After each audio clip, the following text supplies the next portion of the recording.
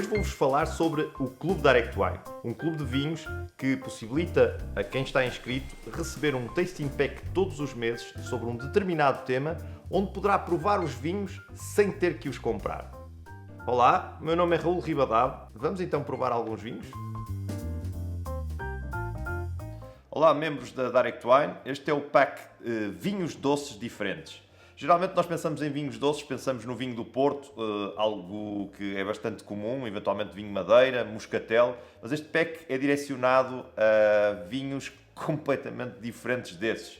Vamos começar com um vinho francês, um vinho que tem cerca de 23 gramas de açúcar residual, depois um Moscato d'Asti, atenção que isto não é um Asti espumante, é um Moscato d'Asti, já vou explicar mais à frente. Quinta dos Frades, colheita tardia tinto, é o único no Douro, e depois um Pedro Ximénez espanhol.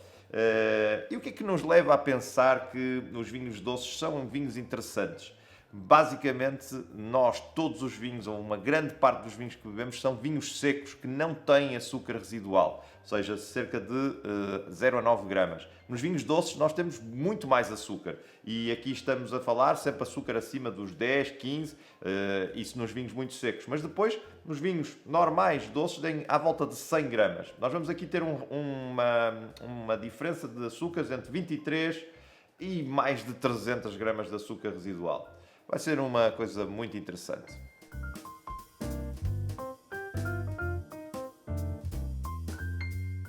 Mas como é que nós conseguimos ter açúcar nos vinhos? A primeira coisa que nos vem à cabeça é, adicionando açúcar. É verdade, mas esse é um método usado para vinhos mais baratos, não tão de qualidade.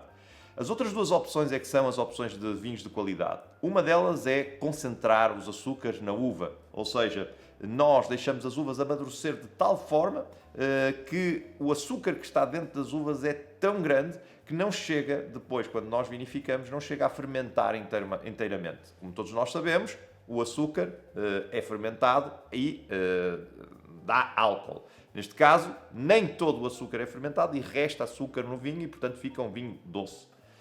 O segundo método é a interrupção da fermentação, que é um método usado no vinho do Porto, por exemplo. Ou seja, nós estamos a fermentar o açúcar que está nas uvas e a meio, em vez de o deixarmos fermentar até ao fim, interrompemos essa fermentação através de, por exemplo, interrupção da fermentação por filtração ou adição de aguardente vínica que mata as leveduras e para a fermentação. Esse é o método do vinho do Porto.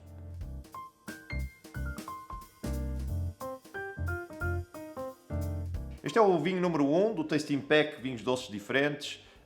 Temos o vinho La Charmeuse, que é um vinho do sudoeste de França. Isto fica abaixo de Bordeaux, uma zona que tem vinhos parecidos com Bordeaux, nomeadamente nos vinhos doces. Este vinho é um vinho que tem a técnica de Sauternes, ou seja, podridão nobre.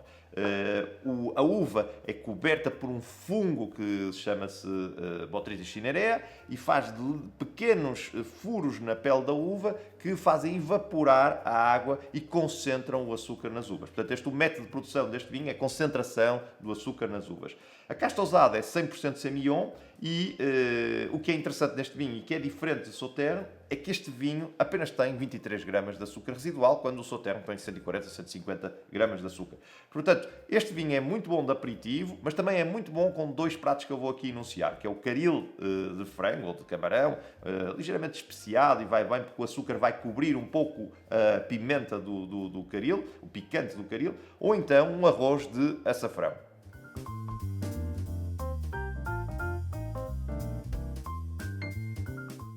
Vinho número 2 é o Vitecolte Moscato d'Asti DOCG. O Moscato d'Asti é preciso primeiro fazer uma clarificação, não confundir com Asti espumante. Ou seja, vem exatamente da mesma região, que é Asti DOCG, só que o Moscato d'Asti é um vinho que tem muito menos pressão atmosférica, ou seja, não é um vinho espumante per si, e é um vinho com ainda menos álcool e ainda mais açúcar. E nós pensamos assim, mas como é que é possível tanto açúcar, porque este vinho é um vinho que tem cento e muitos gramas de açúcar residual, como é que é possível ele ser equilibrado? Porque, lá está, tem uma acidez vibrante que compensa o açúcar e, portanto, torna o vinho fresco, e álcool baixo, e além disso tem um ligeiro frisante na boca. O produtor deste vinho é Viticolte, é uma adega extremamente ecológica. Só para terem uma ideia, toda a adega, o teto é um jardim natural para fazer controle de temperatura em termos naturais, sem uso de energia. Ganharam um prémio de arquitetura em 2006, quando fizeram essa adega. Um grande vinho, ótimo para beber, por exemplo, no final da refeição, em que tivemos uma refeição faustosa. Isto é servido gelado, pode ser servido sozinho, só para tomar, ou então, por exemplo, com um pão de ló.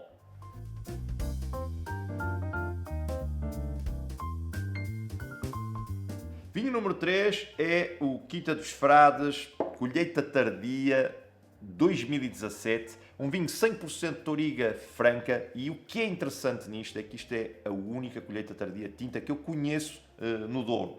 Quinta dos Frades é uma quinta que vale a pena mencionar, uma quinta de 1256, eu penso que é a quinta mais antiga no Douro.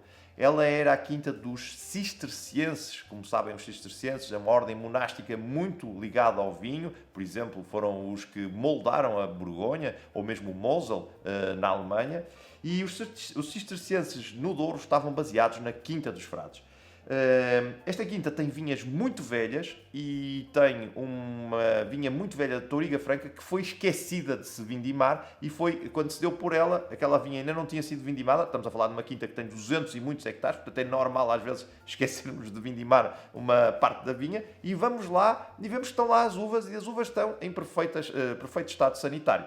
Vindima-se as uvas em novembro e faz-se um vinho doce, não ao método de vinho do Porto, porque não é fortificado, mas deixa-se o vinho fermentar até um determinado momento, em que depois a fermentação para e o vinho é filtrado, posto na garrafa para ser comercializado. Estamos a falar de um vinho de 12,5% de álcool, 100 e muitos gramas de açúcar residual, um vinho com umas notas de kirsch, de Moncherry, chocolate misturado com balsâmico, figos secos. É extraordinário. Colheita tardia tinta, penso que é o único no Douro.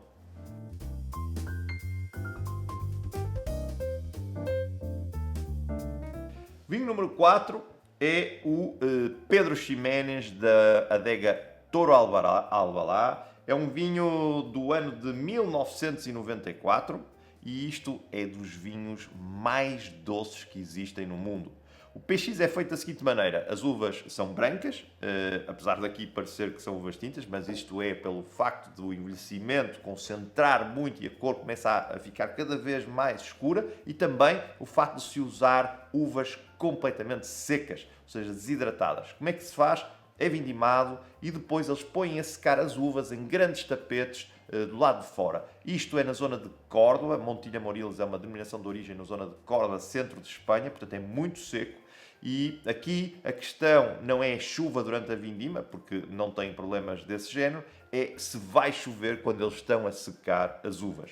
Depois de secas, as uvas são então fermentadas, é fermentado parcialmente, porque tem tanto açúcar que as leveduras não conseguem trabalhar, e fermenta parcialmente e depois é fortificado para manter o vinho estável, e obtém-se um vinho com muito mais de 300 gramas de açúcar residual. Quando nós provamos isto, é um vinho quase acharupado, mas é um vinho excepcional para acompanhar sobremesas que são muito doces.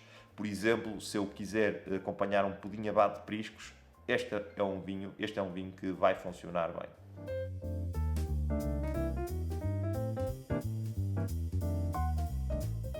Os vinhos doces são realmente diferentes, mas há uma coisa que é comum a todos eles. Geralmente têm pontuações muito altas na crítica. Por exemplo, o Touro Albalá, sempre pontuações. Muitos já teve imensos vinhos 100 pontos.